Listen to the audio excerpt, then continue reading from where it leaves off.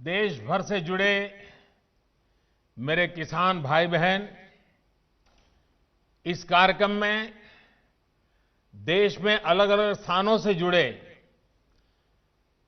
केंद्र सरकार के मंत्रीगण, राज्य सरकारों के मंत्रीगण, आदरणीय सभी मुख्यमंत्रीगण, पंचायत से लेकर के पार्लियामेंट तक चुने हुए सारे जनप्रतिनिधि और सब गांवों में जाकर के किसानों के बीच में बैठे हैं।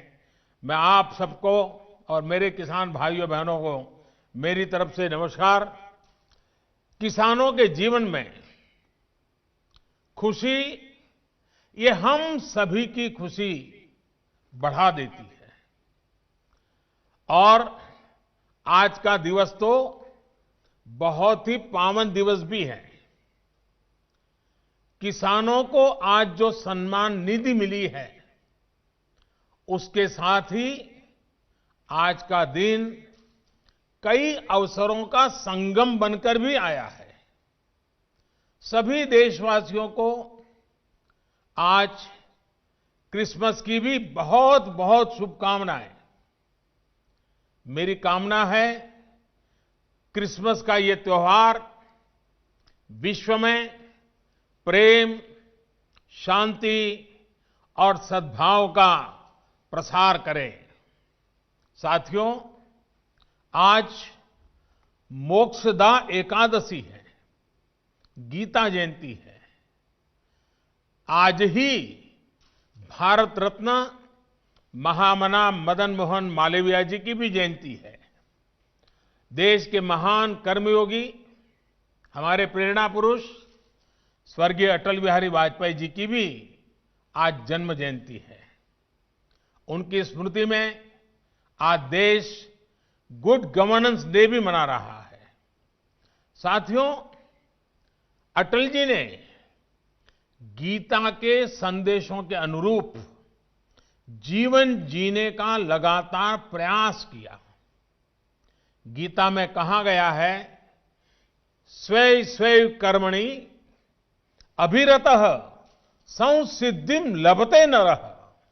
यानी जो अपने स्वाभाविक कर्मों को तत्परता से करता है, उसे सिद्धि मिलती है।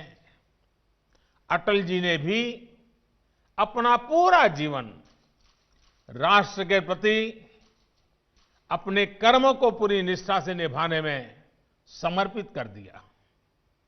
सुशासन को, गुड गवर्नेंस को अटल जी ने भारत के राजनीति और सामाजिक विमर्श का हिस्सा बनाया। गांव और गरीब के विकास को अटल जी ने सर्वोच्च प्राथमिकता दी।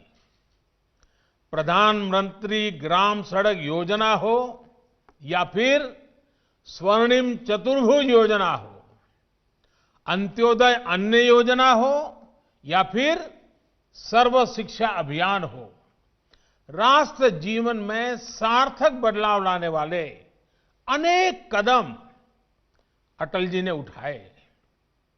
आज पूरा देश उनको स्मरण कर रहा है, अटल जी को नमन कर रहा है।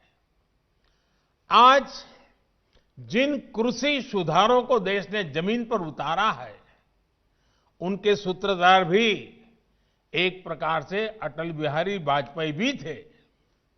साथियों, अटल जी गरीबों के हित में, किसान के हित में बनने वाली सभी योजनाओं में होने वाले भ्रष्टाचार को राष्ट्रीय रोग मानते थे।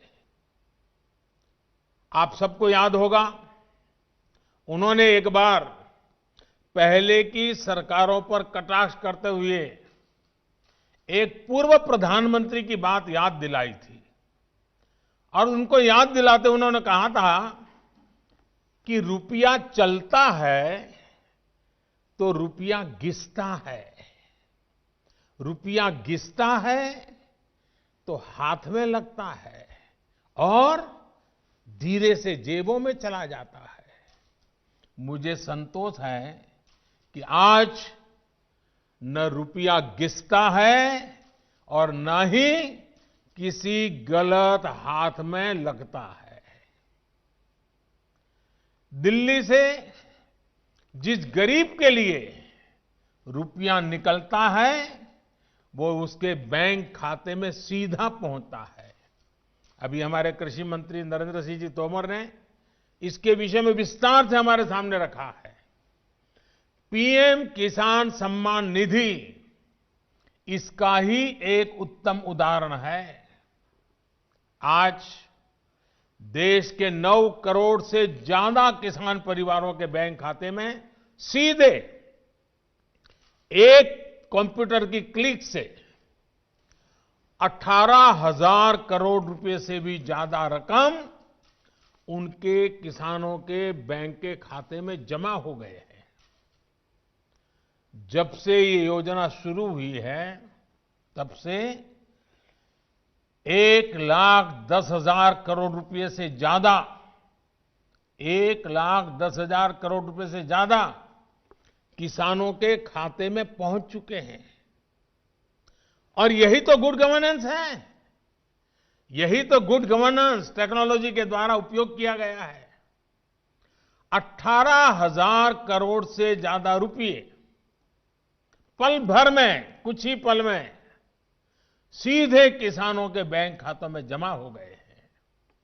कोई कमीशन नहीं, कोई कट नहीं, कोई हेराफेरी नहीं।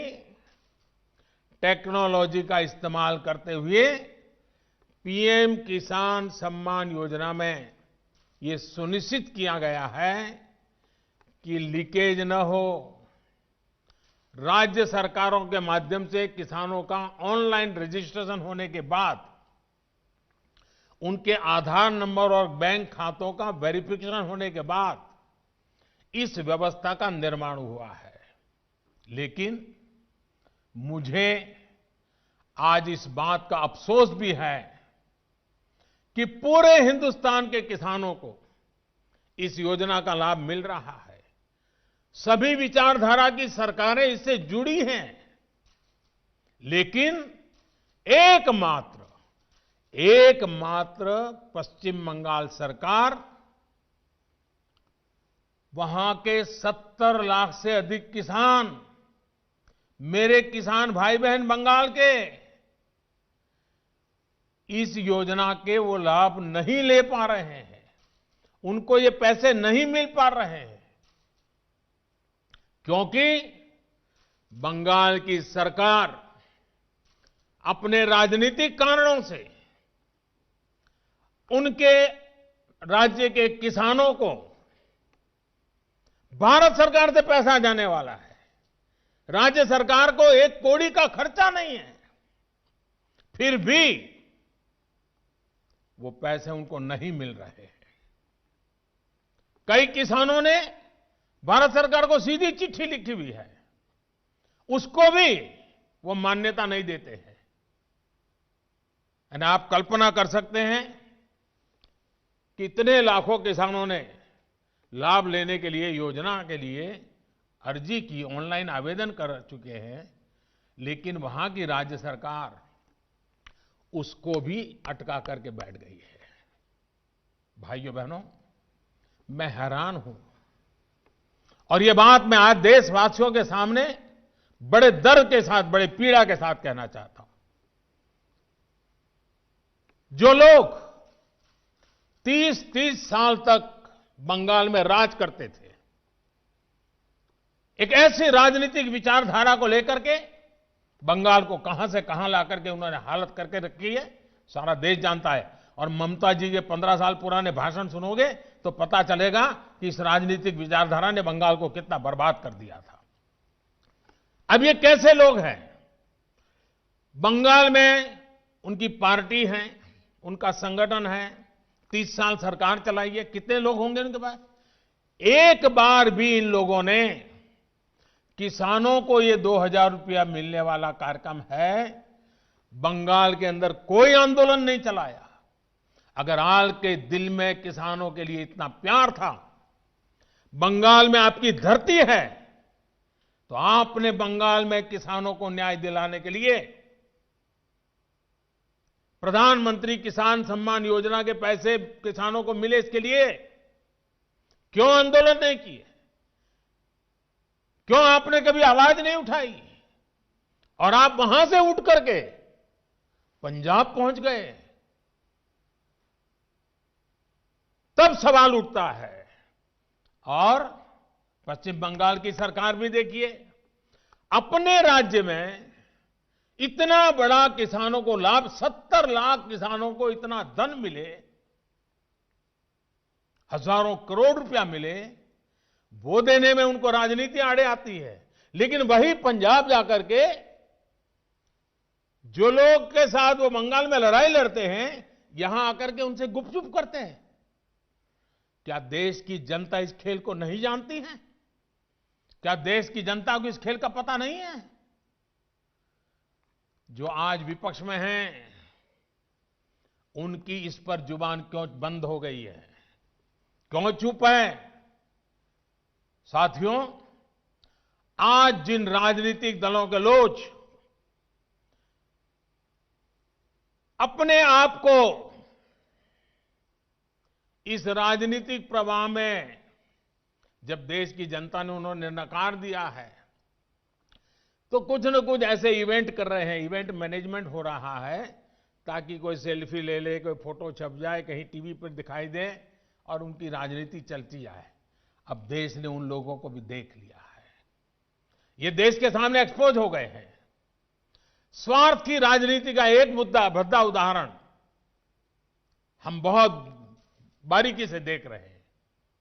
जो दल पश्चिम बंगाल में किसानों के हित पर कुछ नहीं बोलते, वो यहां दिल्ली के नागरिकों को परेशान करने पर लगे हुए हैं, देश की अर्थनीति को बर्बाद करने पर लगे हुए हैं, और वो भी किसान के नाम पर। इन दलों को आपने सुना होगा, मंडिया बोल रहे हैं, एपीएमसी की बात कर रहे हैं और बड़े बड़े हेडलाइन लेने के लिए भाषण कर रहे हैं। लेकिन ये दल, वही झंडे वाले, वही विचारधारा वाले जिन्होंने बंगाल को बर्बाद किया। केरल के अंदर उनकी सरकार है। इसके पहले जो 50 साल 60 साल तक देश पर राज करते थे, उनकी सरकार थी। केरल में एपीएमसी नहीं है, मंडियां नहीं है। मैं जरा इनको पूछता हूं, यहां फोटो निकालने के कार्यक्रम करते हैं, अरे केरल में आंदोलन करके वहां तो एपीएमसी चालू करवाओ। पंजाब के किसानों को गुमराह करने के लिए आपके पास समय है। केरल के अंदर यह व्यवस्था नहीं है। अगर ये व्यवस्था अच्छी है तो केरल में क्यों नहीं है? क्यों आप दोगली नीति लेकर के चल रहे हो? ये किस तरह की राजनीति कर रहे हैं जिसमें कोई तर्क नहीं, कोई तथ्य नहीं है? सिर्फ झूठे आरोप लगाओ, सिर्फ अफवाहें फैलाओ, हमारे किसानों को डरा दो, और भले भोले किसान कभी कभी आपकी बातों में गुमराह हो जाते हैं। भाइयों बहनों, ये लोग लोकतंत्र के किसी पैमाने को, किसी पैरामीटर को मानने को तैयार नहीं है। इन्हें सिर्फ अपना लाभ, अपना स्वार्थ नजर आ रहा है। और मैं जितनी बातें बता रहा हूं किसानों के लिए नहीं बोल रहा हूं। किसानों के नाम पर अपने झंडे लेकर के जो खेल खेल रहे हैं, अब उनको ये सच सुनना पड़ेगा। और हर बात को किसानों को गाली दी, किसानों को अपमानित किया, ऐसे कर करके बच नहीं सकते हो आप लोग। ये लोग अखबारों और मीडिया में जगह बनाकर राजनीतिक मैदान में खुद के जिंदा रहने की जड़ी बूटी खोज रहे हैं। लेकिन देश का किसान उनको पहचान गया है। अब देश का किसान उनको ये जड़ी बूटी कभी देने वाला नहीं है। कोई भी राजनीति, लोकतंत्र में राजनीति करने का उनको हक है, हमें इसका विरोध नहीं है। लेकिन निर्दोष किसानों की जिंदगी के साथ न खेलें, उनके भविष्य के साथ खिलवाड़ न करें, उन्हें गुमराह न करें, भ्रमित न करें। साथियों, ये वही लोग हैं जो बरसों तक सत्ता में रहे। इनकी नीतियों की वजह से देश की कृषि और किसान का उतना विकास नहीं हो पाया जितना उसमें सामर्थ्य था। पहले की सरकारों की नीतियों की वजह से सबसे ज्यादा बर्बाद वो किसान हुआ जिसके पास न तो ज्यादा जमीन थी न ज्यादा संसाधन। इस छोटे किसान को बैंकों से पैसा नहीं मिलता था क्योंकि उसके पास तो बैंक खाता तक नहीं था। पहले के समय में जो फसल बीमा योजना थी उसका लाभ भी इन छोटे किसानों के लिए तो कहीं नामो निशान नहीं था। कोई इक्का दुक्का कहीं मिल जाए तो अलग बात है। इस छोटे किसान को खेत सिंचने के लिए न पानी मिलता था न बिजली मिलती थी। वो हमारा बेचारा गरीब किसान अपना खून पसीना लगाकर वो खेतों में जो पैदा भी करता था उसे बेचने में भी उसकी हालत खराब हो जाती थी। इस छोटे किसान की सुध लेने वाला कोई नहीं था। और आज मैं देशवासियों को फिर याद दिलाना चाहता हूं, देश में इन किसानों की संख्या छोटी नहीं है। जिनके साथ यह अन्याय किया गया है ना, ये संख्या 80% से ज्यादा किसान इस देश में हैं, करीब करीब 10 करोड़ से भी ज्यादा, जो इतने वर्षों तक सत्ता में रहे। उन्होंने इन किसानों को अपने हाल पर छोड़ दिया था। चुनाव होते रहे, सरकारें बनती रही, रिपोर्ट आती रही, आयोग बनते रहे, वादे करो भुला दो, करो भुला दो, यही सब हुआ। लेकिन किसान की स्थिति नहीं बदली। नतीजा क्या हुआ? गरीब किसान और गरीब होता गया। क्या देश में इस स्थिति को बदलना आवश्यक नहीं था? मेरे किसान भाइयों और बहनों, 2014 में सरकार बनने के बाद हमारी सरकार ने नई अप्रोच के साथ काम करना शुरू किया। हमने देश के किसान की छोटी छोटी दिक्कतों और कृषि के आधुनिकीकरण, उसे भविष्य की जरूरतों के लिए तैयार करने, दोनों पर एक साथ ध्यान दिया। हम बहुत सुनते थे कि उस देश में खेती इतनी आधुनिक है, वहां का किसान इतना समृद्ध है। कभी इजराइल का उदाहरण सुनते रहते थे। हमने दुनिया भर में कृषि क्षेत्र में क्या क्रांति आई है, क्या बदलाव आए हैं, क्या नए इनिशिएटिव आए हैं, क्या अर्थव्यवस्था के साथ कैसे जोड़ा है, सारी चीजों का गहन अध्ययन किया। इसके बाद हमने अपने अलग अलग लक्ष्य बनाए और सभी पर एक साथ काम शुरू किया। हमने लक्ष्य बनाकर काम किया कि देश के किसानों का खेती पर होने वाला खर्च, इनपुट कॉस्ट, ये कम हो, उसका खर्चा कम हो। सॉइल हेल्थ कार्ड, यूरिया की नीम कोटिंग, लाखों की संख्या में सोलर पंप, ये सारी योजनाएं उनका इनपुट कॉस्ट कम करने के लिए एक के बाद एक उठाई। हमारी सरकार ने प्रयास किया कि किसान के पास एक बेहतर फसल बीमा कवच हो। आज देश के करोड़ों किसानों को पीएम फसल बीमा योजना का लाभ हो रहा है।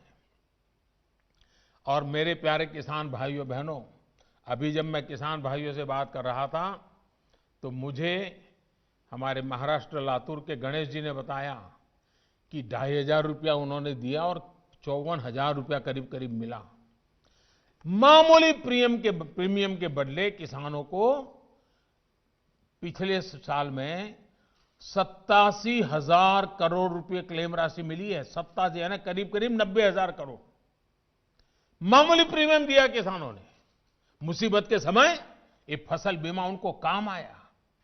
हमने इस लक्ष्य पर भी काम किया कि देश के किसान पास खेत में सिंचाई की पर्याप्त सुविधा हो।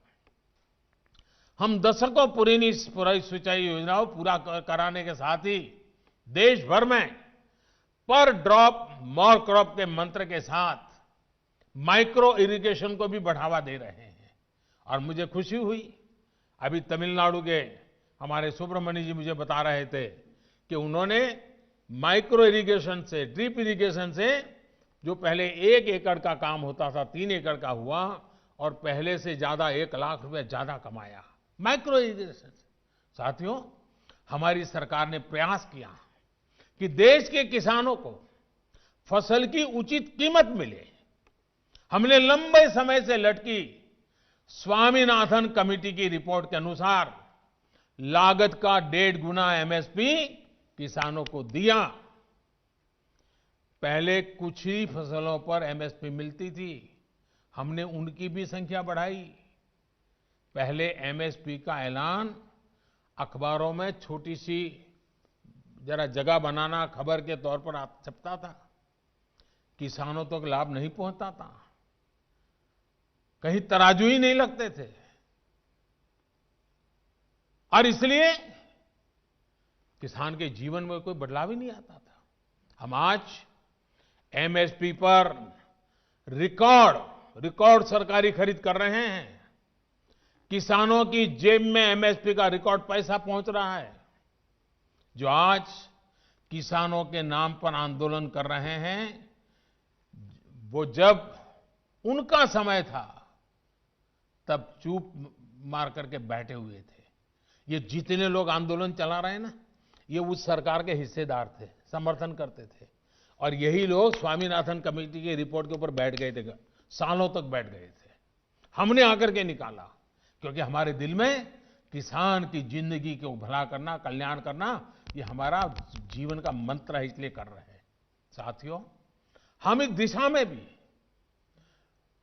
फसल बेचने के लिए किसान के पास सिर्फ एक मंडी नहीं, बल्कि उसको विकल्प मिलना चाहिए, बाजार मिलना चाहिए। हमने देश की 1000 से ज्यादा कृषि मंडियों को ऑनलाइन जोड़ा। इनमें भी 1 लाख करोड़ रुपए से ज्यादा का कारोबार किसानों ने कर दिया है। किसान ऑनलाइन बेचना शुरू किया है। साथियों, हमने एक और लक्ष्य बनाया कि छोटे किसानों के समूह बने, ताकि वो अपने क्षेत्र में एक सामूहिक ताकत बनकर काम करे। आज देश में 10,000 से ज्यादा किसान उत्पादक संघ, एफपीओ बनाने का अभियान चल रहा है। उन्हें आर्थिक मदद दी जा रही है। अभी हम महाराजगंज के राम गुलाब जी से सुन रहे थे, 300 के करीब किसानों को इकट्ठा किया है उन्होंने, और पहले की तुलना में 1.5 गुना भाव से माल बेचना शुरू हुआ है। एफपीओ बनाया उन्होंने, वैज्ञानिक तरीके से खेती में मदद ली, और आज उनको फायदा हो रहा है। साथियों, हमारे कृषि क्षेत्र की सबसे बड़ी आवश्यकता है गांव के पास ही भंडारण, कोल्ड स्टोरेज। इसकी आधुनिक सुविधा कम कीमत पर हमारे किसानों को उपलब्ध हो। हमारी सरकार ने इसे भी प्राथमिकता दी। आज देश भर में कोल्ड स्टोरेज का नेटवर्क विकसित करने के लिए सरकार करोड़ों रुपए का निवेश कर रही है। हमारी नीतियों में इस पर भी बल दिया गया है कि खेती के साथ ही किसान के पास आय बढ़ाने के दूसरे विकल्प भी हो। हमारी सरकार मछली पालन, पशुपालन, डेयरी उद्योग, मधुमक्खी पालन सभी को प्रोत्साहित कर रही है। हमारी सरकार ने यह भी सुनिश्चित किया कि देश के बैंकों का पैसा देश के किसानों के काम आए।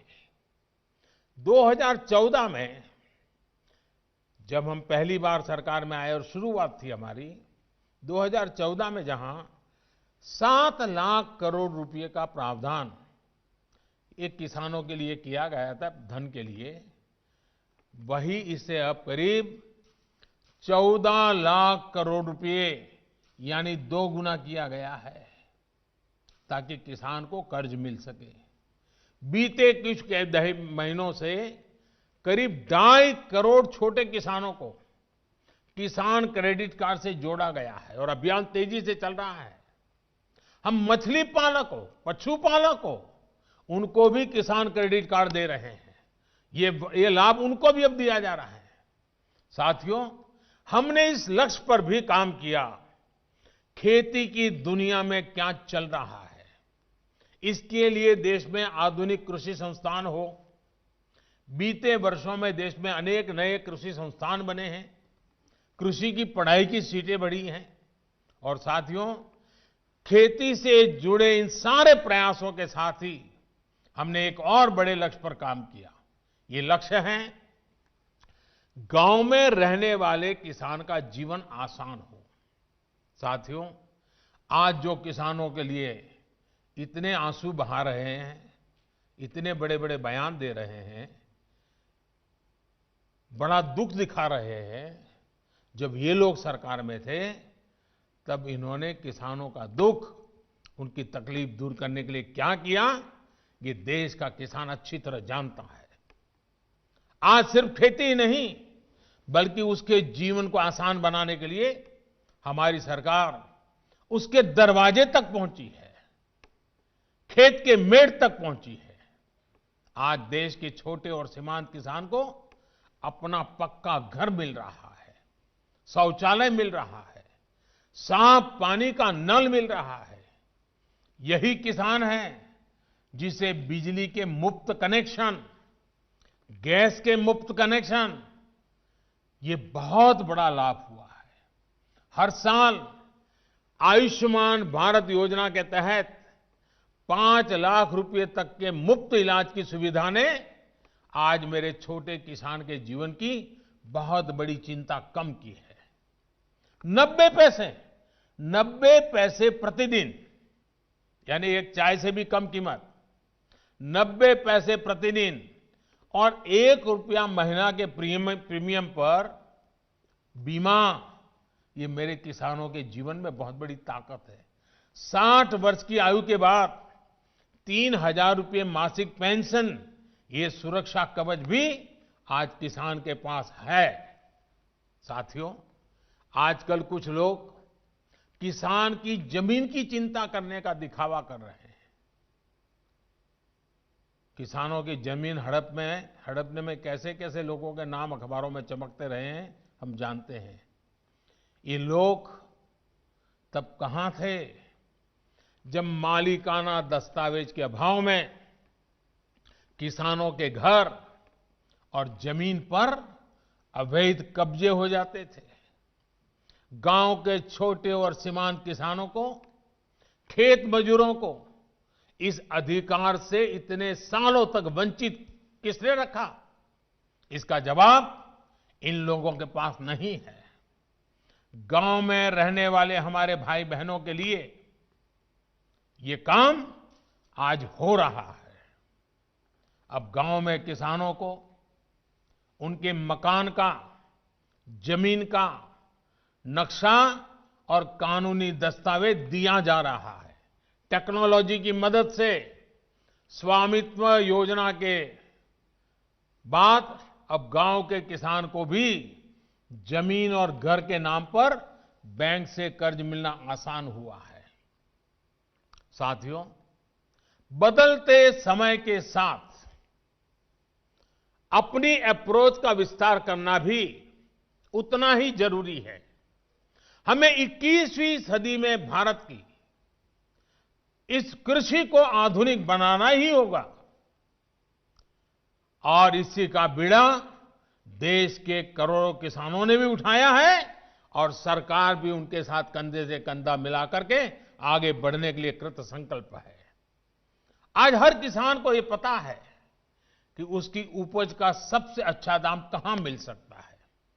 पहले क्या होता था कि अगर मंडी में बेहतर दाम नहीं मिलते थे या फिर उसकी उपज को दोयम दर्जी का बताकर खरीदने से इनकार कर दिया जाता था, तो किसान मजबूरी में औने पौने दामों पर अपनी उपज बेचने को मजबूर रहता था। इन कृषि सुधारों के जरिए हमने किसानों को बेहतर विकल्प दिए हैं। इन कानूनों के बाद आप जहां चाहे, जिसे चाहे अपनी उपज बेच सकते हैं। मेरे किसान भाइयों बहनों, मेरे इन शब्दों को आप ध्यान से सुनिए।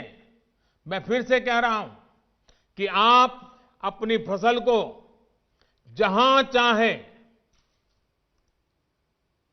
आप निर्णय करके बेच सकते हैं। आपको जहां सही दाम मिले आप वहां पर उपज बेच सकते हैं। आप न्यूनतम समर्थन मूल्य यानी एमएसपी पर अपनी उपज बेचना चाहते हैं, आप उसे बेच सकते हैं। आप मंडी में अपनी उपज बेचना चाहते हैं, आप बेच सकते हैं।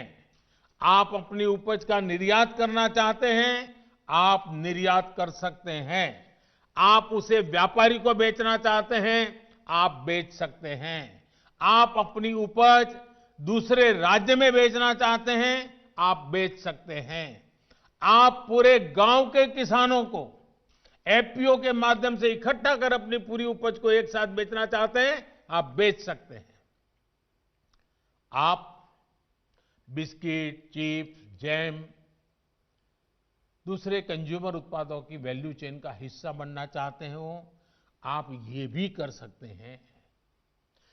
देश के किसान को इतने अधिकार मिल रहे हैं, तो इसमें गलत क्या है? इसमें गलत क्या है कि अगर किसानों को अपनी उपज बेचने का विकल्प ऑनलाइन माध्यम से पूरे साल और कहीं भी मिल रहा है। साथियों, आज नए कृषि सुधारों के बारे में असंख्य झूठ फैलाए जा रहे हैं।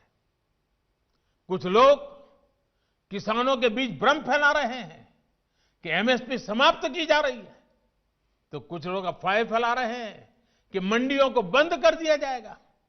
मैं आपको फिर ध्यान दिलाना चाहता हूं कि इन कानूनों को लागू हुए कई महीने बीत गए हैं। क्या आपने देश के किसी एक कोने में एक भी मंडी के बंद होने की खबर सुनी है?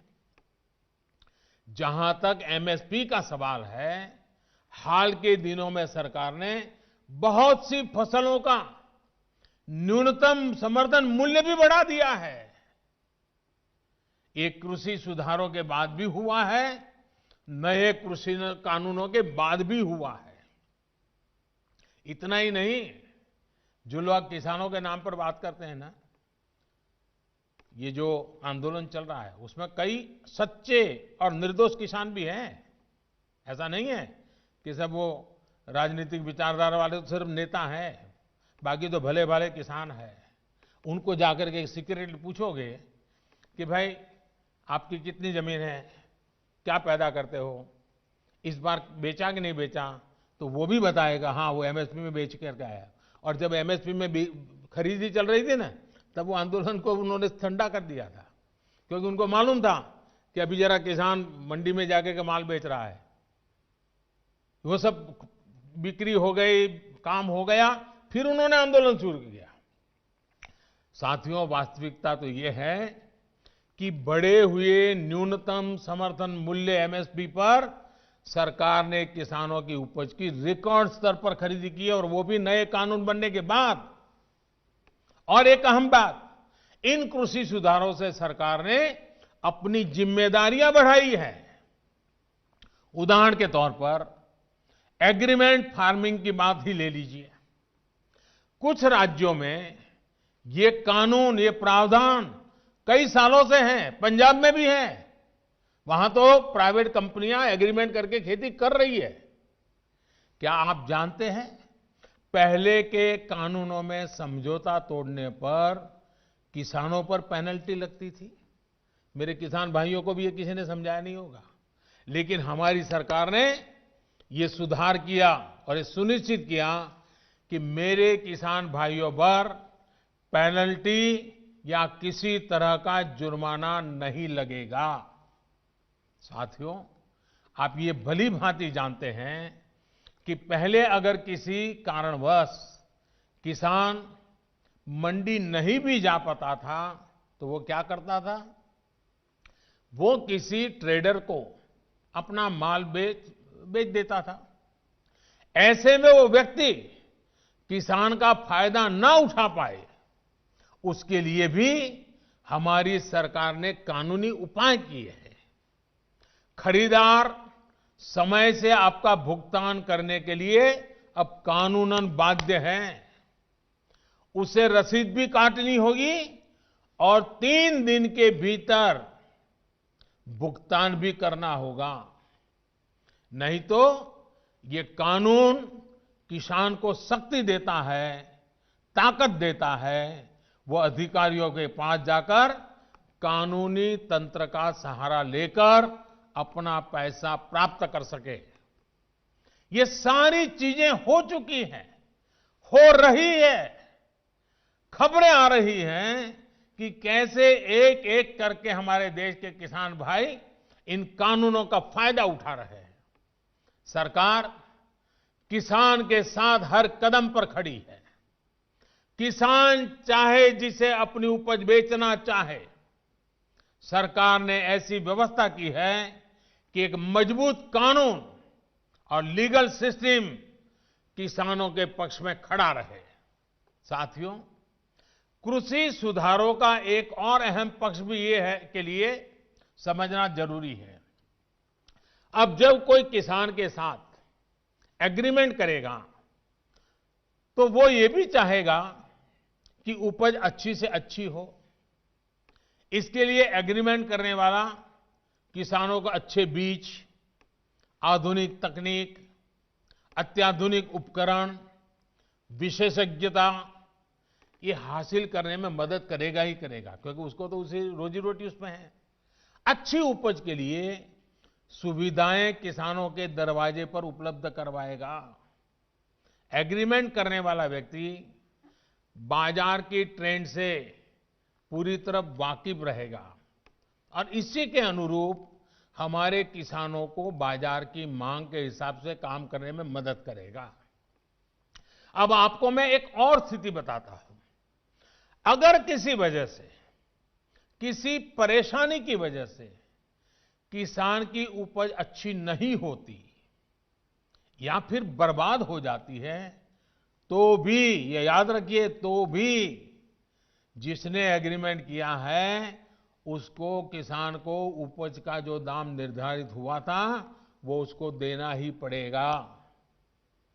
एग्रीमेंट करने वाला अपने एग्रीमेंट को अपनी मर्जी से खत्म नहीं कर सकता है। लेकिन दूसरी तरफ अगर किसान एग्रीमेंट को किसी भी वजह से खत्म करना चाहता है तो किसान कर सकता है, सामने वाला नहीं कर सकता है। क्या ये स्थिति किसानों के लिए फायदेमंद है कि नहीं है? सबसे ज्यादा एश्योरेंस किसान को है कि नहीं है? किसान को फायदा होने वाली गारंटी इसमें है कि नहीं है? एक और सवाल लोगों ने उछाल करके रखा हुआ, आपके मन में भी आता होगा। अगर किसी स्थिति में उपज अच्छी हुई, मार्केट बहुत शानदार हो गया, जो एग्रीमेंट में था उससे भी ज्यादा मुनाफा एग्रीमेंट वाले को मिल रहा है, अगर ऐसा होता है तो एग्रीमेंट का जितना पैसा है वो तो देना ही दे है, लेकिन अगर ज्यादा मुनाफा हुआ है तो उसमें से कुछ बोनस भी किसान को देना पड़ेगा। इससे बड़ा किसान की रक्षा कौन कर सकता है? ऐसी स्थिति होने में किसान एग्रीमेंट में तय किए गए मूल्य के अलावा, जैसा मैंने कहा, बोनस का भी वो हकदार होगा। पहले क्या होता था, याद है ना? सारा रिस्क किसान का होता था और रिटर्न किसी और का होता था। अब नए कृषि कानूनों और सुधार के बाद स्थिति पूरी तरह किसानों के पक्ष में हो गई है। अब सारा रिस्क एग्रीमेंट करने वाले व्यक्ति या कंपनी का होगा और रिटर्न किसान का होगा। साथियों, देश के कई भागों में एग्रीमेंट फार्मिंग को पहले भी परखा गया है, उसे कसौटी पर कसा गया है। क्या आपको पता है कि दुनिया में आज सबसे ज्यादा दुग्ध उत्पादन, मिल्क प्रोडक्शन करने वाला देश कौन सा है? ये देश कोई और नहीं, हमारा हिंदुस्तान है। हमारे पशुपालक, हमारे किसान की मेहनत है। आज डेयरी सेक्टर में बहुत सी सहकारी और निजी कंपनियां किसानों से, दुग्ध उत्पादकों से दूध खरीदती हैं और उसे बाजार में बेचती हैं। ये मॉडल कितने वर्षों से चला रहा है। क्या आपने कभी सुना कि किसी एक कंपनी या सहकारी संस्था ने बाजार पर अपना कब्जा जमा लिया, अपना एकाधिकार कर लिया? क्या आप उन किसानों और उन दुग्ध उत्पादकों की सफलता से परिचित नहीं हैं जिन्हें डेयरी सेक्टर के इस काम से लाभ हुआ है? एक और सेक्टर है, यहां पर हमारा देश बहुत आगे है, वो है पोल्ट्री यानी मुर्गी पालन।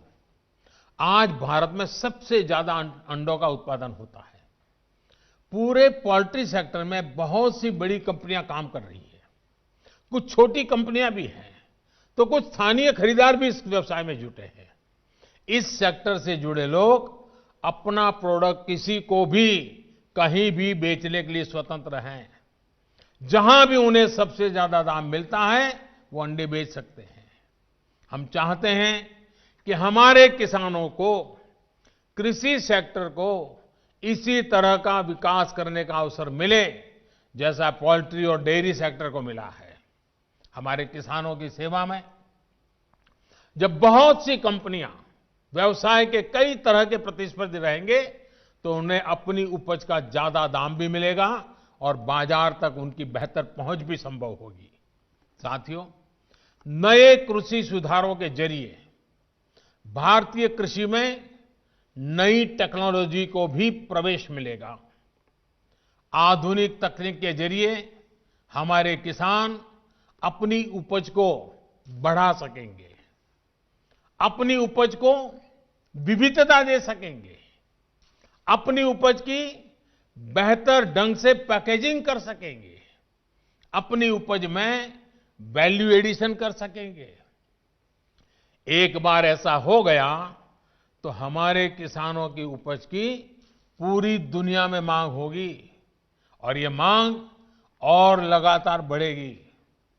हमारे किसान सिर्फ उत्पादक नहीं बल्कि खुद निर्यातक बन सकेंगे।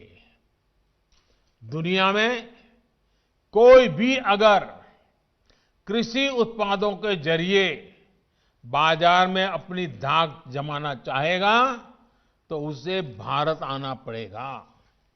अगर दुनिया में कहीं भी क्वालिटी और क्वांटिटी दोनों की जरूरत होगी तो उन्होंने भारत के किसानों के साथ साझेदारी करनी पड़ेगी। जब हमने दूसरे सेक्टर में इन्वेस्टमेंट और इनोवेशन बढ़ाया तो हमने आय बढ़ाने के साथ ही उस सेक्टर में ब्रांड इंडिया को भी स्थापित किया। अब समय आ गया है कि ब्रांड इंडिया दुनिया के कृषि बाजारों में भी खुद को उतनी ही प्रतिष्ठा के साथ स्थापित करे। साथियों, कुछ राजनीतिक दल जिन्हें देश की जनता ने लोकतांत्रिक तरीके से नकार दिया है, वो आज कुछ किसानों को गुमराह करके जो कुछ भी कर रहे हैं, उन सबको बार बार नम्रतापूर्वक सरकार की तरफ से अनेक प्रयासों के बावजूद भी किसी न किसी राजनीतिक कारण से, किसी ने बंधी राजनीतिक विचारधारा के कारण से ये चर्चा नहीं होने दे रहे हैं। कृषि कानूनों के संदर्भ में ये जो पॉलिटिकल पार्टी की विचारधारा वाले जो कुछ लोग हैं, जो किसानों के कंधे पर बंदूकें फोड़ रहे हैं, कृषि कानूनों के संदर्भ में उनके पास ठोस तर्क न होने के कारण वो भांति भांति के मुद्दों को किसानों के नाम पर उछाल रहे हैं। आपने देखा होगा जब प्रारंभ हुआ था तो उनकी इतनी मांग थी कि भाई एमएसपी की गारंटी दो। उनके मन में जेन्युइन, क्योंकि वो किसान थे, उनको लगा कहीं ऐसा तो ना हो। लेकिन इसका माहौल दिखा करके ये राजनीतिक विचारधारा वाले चढ़ बैठे और अब एमएसपी वगैरह बाजू में क्या चल रहा है ये लोग हिंसा के आरोपी ऐसे लोगों को जेल से छुड़ाने की मांगे कर रहे हैं। देश में आधुनिक हाईवेज बने, निर्माण हो, जो पिछली सब सरकारों ने किया था। ये लोग भी उस सरकारों में समर्थन करते थे, भागीदार थे। अब कहते हैं टोल टैक्स नहीं होगा, टोल खाली कर दो। भाई, किसान का विषय छोड़ करके नई जगह पे क्यों जाना पड़ रहा है? जो नीतियां पहले के समय से चली आ रही है, अब ये किसान आंदोलन की आड़ में उनका भी विरोध कर रहे हैं, टोल नाकों का विरोध कर रहे हैं। साथियों, ऐसी परिस्थिति में भी देश भर के किसानों ने कृषि सुधारों का भरपूर समर्थन किया, भरपूर स्वागत किया है। मैं सभी किसानों का आभार व्यक्त करता हूं। मैं सर झुका करके उनको प्रणाम करता हूं कि देश को आगे ले जाने के लिए देश के कोटि कोटि किसान आज इस निर्णय के साथ, हिम्मत के साथ खड़े हुए हैं। और मैं मेरे किसान भाइयों बहनों को भरोसा दिलाता हूं कि आपके विश्वास पर हम कोई आंच नहीं आने देंगे। पिछले दिनों अनेक राज्य, और ये बात समझनी होगी, अनेक राज्य, चाहे असम हो या इधर राजस्थान हो, जम्मू कश्मीर हो, ऐसे कई जगह पे पंचायतों के चुनाव हुए। इनमें प्रमुखतया ग्रामीण क्षेत्र के लोगों को ही वोट देना होता है, एक प्रकार से किसान को ही वोट देना होता है। इतना गुमराह करने वाला का खेल चलता था, इतना बड़ा आंदोलन का नाम दिया जा रहा था, हो हल्ला किया जाता था, लेकिन इसी के अगल बगल में जहां जहां चुनाव हुए हैं, उन गांवों के किसानों ने ये आंदोलन चलाने वाले जो इतने लोग थे उनको नकार दिया है, पराजित कर दिया है। ये भी एक प्रकार से उन्होंने बैलेट बॉक्स के द्वारा ये नए कानूनों को खुला समर्थन किया है। साथियों, तर्क और तथ्य के आधार पर, हर कसौटी पर हमारे ये निर्णय कसे जा सकते हैं।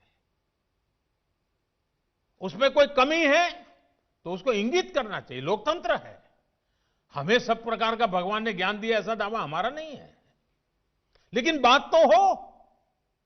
इन बातों के बावजूद भी लोकतंत्र में अटूट आस्था और श्रद्धा होने के कारण, किसानों के प्रति हमारा समर्पण होने के कारण हर समय किसानों के हर मुद्दे पर चर्चा के लिए सरकार तैयार है। समाधान के लिए हम खुला मन लेकर के चल रहे हैं। कई दल ऐसे भी हैं जो इन्हीं कृषि सुधारकारों के पक्ष में रहे हैं। उनके लिखित बयान भी हमने देखे हैं। वो आज अपनी कही बात से ही मुकर गए हैं, उनकी भाषा बदल गई है। वो राजनीतिक नेता जो किसानों को भ्रमित करने में जुटे हुए हैं, जिनकी लोकतंत्र में रत्ती भर भी श्रद्धा नहीं है, वो विश्वास ही नहीं करते डेमोक्रेसी में। दुनिया के कई देशों में उनका परिचय है लोगों को। ऐसे लोगों के जो भी उन्होंने कहा है पिछले दिनों, जिस प्रकार के अनलगढ़ आरोप लगाए हैं, जिस भाषा का प्रयोग किया है, पता नहीं कैसी कैसी इच्छाएं व्यक्त की है, मैं बोल भी नहीं सकता हूं। ये सब करने के बावजूद भी, उन सब चीजों को सहन करने के बाद भी, उसको पेट में उतार करके, मन ठंडा रख करके, उन सबको सहन करते हुए मैं आज फिर एक बार नम्रता के साथ उन लोगों को भी जो हमारे घोर विरोध करने पर तुले हुए, उनको भी कहता हूं, मैं नम्रता के साथ कहता हूं, हमारी सरकार किसान हित में उनसे भी बात करने के लिए तैयार है, लेकिन बात मुद्दों पर होगी, तर्क और तथ्यों पर होगी। साथियों, हम देश के अन्नदाता को उन्नत करने के लिए हर संभव प्रयास कर रहे हैं। जब आपकी उन्नति होगी तो पूरे राष्ट्र की उन्नति तय है। सिर्फ आत्मनिर्भर किसान ही आत्मनिर्भर भारत की नींव डाल सकता है। मेरे देश के किसानों से आग्रह है, किसी के बहकावे में ना आए, किसी के झूठ को न स्वीकारे, तर्क और तथ्य के आधार बनाकर ही सोचे विचारे। और फिर एक बार देश भर के किसानों ने खुल करके जो समर्थन दिया है, ये मेरे लिए अत्यंत संतोष और गर्व का विषय है। मैं आपका बहुत आभारी हूं।